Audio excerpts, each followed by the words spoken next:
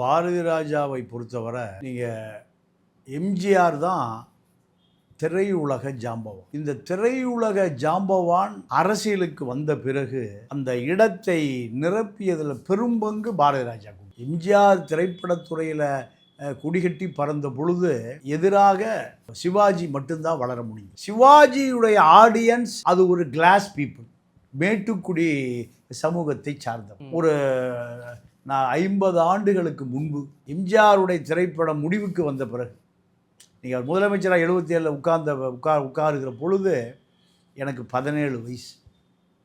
அப்போது எம்ஜிஆர் படம் எது வந்தாலும் பார்த்து விடுவது வாழ்நாள் கனவு. ஏன்னா நான் இது எப்படி சொல்கிறேன்னா, எம்ஜிஆர் படத்தை ஒருத்தன் பார்த்துட்டு வந்தான்னா நான் பள்ளி மாணவர்கள் அப்போ கதை சொல்லி அவனை போட்டு நச்சரிப்போம். அவன் ஒரு 25 பேர் உட்கார வச்சுட்டு கதை சொல்லுவான். இதயக்கணின்னு ஒரு படம் வந்தது. ஆமாம். அப்போ அதெல்லாம் எல்லாரும் வீட்லேயும் சினிமாவுக்கு அனுப்ப மாட்டாங்க. அப்போ என்ன பண்ண வச்சோம், இப்போல்லாம் பசங்கள்லாம் அப்பம் பேச்செல்லாம் கேட்குறதே இல்லை.